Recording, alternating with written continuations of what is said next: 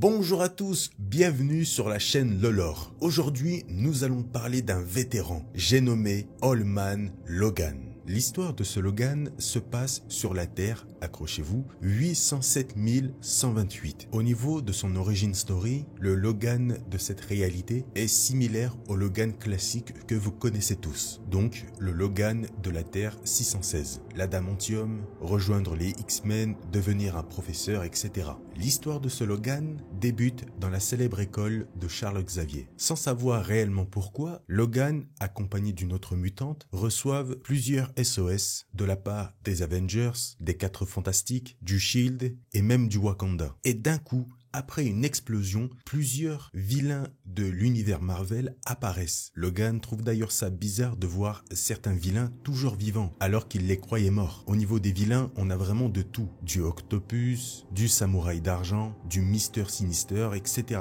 Il y a vraiment un rassemblement de vilains connus de l'univers Marvel qui attaquent l'école. Alors que certains professeurs tentent d'évacuer les lieux avec les enfants, Logan combat et parvient à tuer de nombreux vilains sur place. Mais il remarque un truc assez bizarre. À chaque fois qu'il tue un vilain, il perd la trace des autres X-Men comme Cyclope, Tornade, etc. C'est bizarre qu'ils ne viennent pas l'aider. Mais ce n'est pas le moment de penser à ça. Logan parvient à tuer la quasi-totalité des vilains à lui tout seul dans la maison et finit par achever le tireur, ou Bullseye en version originale. C'est l'ennemi de Daredevil. Bref, il a fait un massacre. Sauf, et oui, forcément, ça ne peut pas être aussi simple. Après avoir achevé son dernier vilain, le célèbre illusionniste apparaît devant Logan, Mysterio. Je pense que là, vous sentez venir le truc. Tout ça n'était qu'une illusion. Enfin, non. Il y a vraiment eu un massacre de la part de Logan, mais les personnes que Logan a massacrées n'étaient pas des vilains, mais les X-Men de l'école de Charles Xavier. Il a massacré tout le monde parce qu'il s'est fait avoir par l'illusion de Mysterio. C'est pour ça qu'à chaque fois qu'il tuait des vilains, il perdait la trace de certains X-Men. Vous l'avez compris, en réalité, il les tuait. Et en voyant toute cette horreur, tout ce qu'il a fait, Logan décide de juste s'enfuir de l'école en pleurant et en hurlant, et ça durant des semaines. Alors qu'il erre dans les bois, Logan décide de se faire du mal, de se punir pour ce qu'il a fait. Il décide donc de se suicider. Pour ça, il se dirige vers un chemin de fer, pose sa tête sur l'un des rails et finit par être percuté par un train pour se faire décapiter et mourir. Mais malheureusement pour lui, grâce ou dans son cas, à cause de son pouvoir d'auto-guérison, il parvient rapidement à guérir et malheureusement pour lui, survit. Mais le fait de se faire percuter par le train a suffi à Logan de se convaincre que le X-Men Wolverine est mort. Il décide donc d'abandonner l'identité de Wolverine et se renomme simplement Logan. En abandonnant Wolverine, il abandonne aussi l'utilisation de ses griffes, mais surtout, il se jure de ne plus jamais utiliser la violence. Plus de 10 ans passent et le monde a complètement changé, notamment les États-Unis. Je vous explique le contexte. Les fameux SOS que Logan avait reçus à l'époque de la part des Avengers, des 4 Fantastiques, du Shield, etc. étaient bien réels. En gros, tous les vilains du pays, cette fois-ci les vrais vilains, se sont unis pour combattre tous les héros. Je ne sais pas si vous vous en rendez compte, mais le nombre de vilains est énorme. Dites-vous simplement que chaque super-héros possède au moins 10, 15 ou même 20 vilains. Et vous faites ce calcul avec tous les super-héros et leurs vilains. Les vilains ont clairement l'avantage. Et grâce à leur union et leur très grand nombre, les vilains de l'univers Marvel parviennent petit à petit à vaincre les super-héros de tout le pays.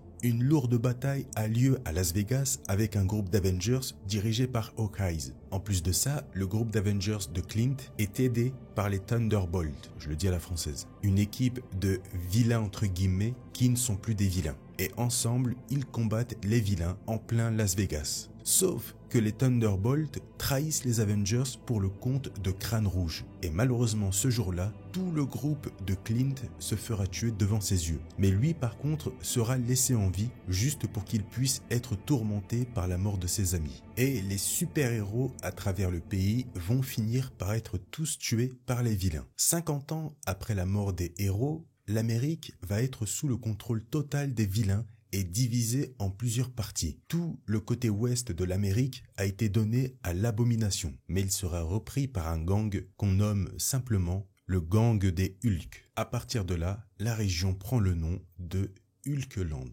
Juste à côté, le domaine de Magneto, repris plus tard par le Caïd pour devenir le royaume du Caïd. Après les Badlands, on y trouve le repère de Fatalis. Et tout à l'est, le secteur du président. C'est la zone de Crâne Rouge, qui est parvenu à devenir président du pays. Maintenant que vous avez compris ça, je vais vous expliquer un peu le cas de Hulk, parce qu'il est vraiment dégueulasse. Après avoir réussi à conquérir la zone de l'abomination, Bruce Banner va en premier temps renommer la zone Hulkland et devient le dirigeant. Le truc, c'est que ce Bruce Banner, il est un peu chelou. Pourtant, au départ, c'était le Hulk classique des Avengers, héros, etc. Mais à un moment, il a complètement vrillé. À un moment, Bruce Banner va vouloir, on va dire, s'accoupler pour avoir une descendance. Le problème, c'est que c'est impossible avec des femmes dites classiques. La femme en question doit être dans la même condition que lui. Et selon vous, qui est constituée de la même manière? Jennifer Walter, la fameuse She-Hulk, et donc la cousine de Bruce Banner. Est-ce que j'ai besoin de vous faire un dessin pour la suite? Voulant s'accoupler, Bruce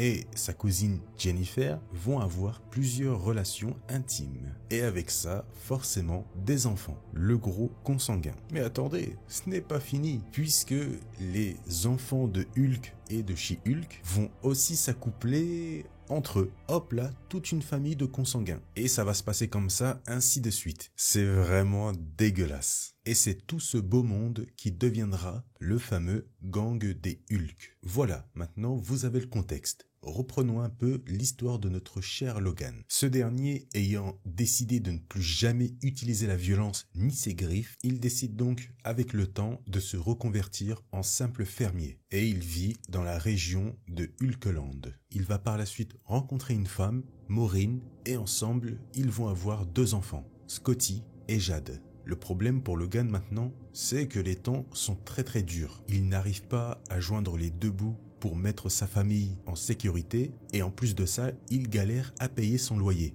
Loyer demandé par le gang des Hulk. Et c'est ce qui préoccupe énormément Logan. Il sait très bien que le gang des Hulk va sévir s'il ne peut pas payer le loyer. 2 jours passent et 3 représentants du gang se rendent dans la ferme de Logan pour percevoir leur loyer. Et forcément, ces salauds savent très bien que Logan n'a pas l'argent pour payer. Et pour, on va dire, compenser le manque d'argent, ils décident ensemble de tabasser à mort Logan devant sa famille. Ils le fracassent au sol de toute leur force. Et le truc assez triste, c'est que Logan accepte cette correction puisque c'est le seul moyen de garder sa famille en sécurité. Les Hulk finissent par s'en aller en prévenant Logan qu'il va maintenant devoir payer 2 loyers le mois prochain. Le soir même, alors qu'il est en train de se rétablir, Clint lui rend visite. Ce dernier lui propose un boulot, l'accompagner pour une simple livraison à l'autre bout du pays, dans le secteur du président, en échange d'un bon pactole, $500, ce qui pourrait aider ensuite Logan à payer ses loyers tranquillement. Forcément, n'ayant pas d'autre choix pour avoir une source de revenus, Logan accepte. Et c'est le lendemain, après avoir dit au revoir à sa famille, Logan et Clint commencent un road trip à travers le pays. Ils vont passer par différentes régions, notamment celle de Hammerfall, anciennement connue comme Las Vegas, un endroit où de nombreuses personnes se réunissent pour prier le retour des super-héros. Le tout devant le marteau de Thor, puisque oui, Thor est mort à Las Vegas. Là-bas, Logan fait la rencontre de Tonya Parker, la dernière fille de Peter Parker, mais surtout la femme de Clint. Et ensemble, ils ont eu une fille, Ashley Barton, qui est devenue Spider-Girl, ou Spider-Girl, comme vous voulez. Le problème, c'est que cette dernière a été enlevée par le Caïd parce qu'elle était en train de former une équipe de super-héros pour combattre les vilains. Malgré la réticence de Logan, Clint décide d'aller sauver sa fille. Mais une fois libre, cette dernière réussit à décapiter de toutes ses forces le Caïd et dévoile sa réelle motivation à son père. Ce qui l'intéresse en réalité, c'est le pouvoir et donc la prise du territoire du Caïd, et non de délivrer le monde des vilains en créant une équipe de super-héros. Alors qu'elle tente de tuer son propre père, Logan intervient finalement et parvient à sauver Clint. Bon, là je vais passer un peu pour qu'on puisse s'intéresser au plus important. Après ce long road trip, le duo parvient finalement à atteindre le territoire du président, New Babylon.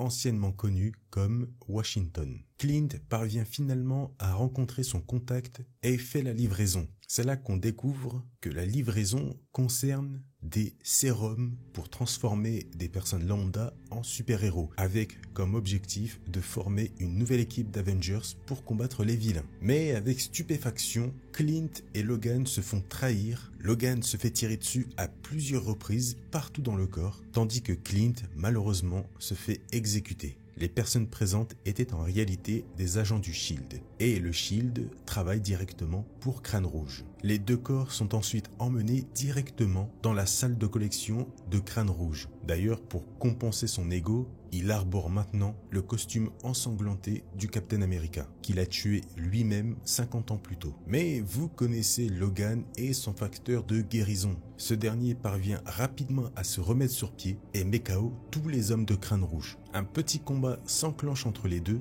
mais Logan parvient rapidement à prendre le dessus. Et à l'aide du bouclier du Captain America, avec toute sa force, il décapite Crâne Rouge. Et avant que les gardes du président entrent dans la pièce, Logan enfile les restes de l'armure d'Iron Man, prend une caisse d'argent et s'enfuit rapidement pour retourner chez lui. Malheureusement, l'armure tombe en panne et s'écrase dans le désert. Mais après avoir parcouru les Badlands durant 36 heures, il parvient à rentrer chez lui. Sauf qu'une mauvaise surprise l'attend. Alors que le délai pour payer le loyer n'était que dans 2 semaines, simplement par ennui, le gang des Hulk est revenu à la ferme de Logan et a malheureusement tué sa femme et ses 2 enfants. Et pour la première fois en 50 ans, Logan décide d'abandonner son identité pour revenir à celle de Wolverine en ressortant ses griffes, avec comme objectif d'aller démolir le gang.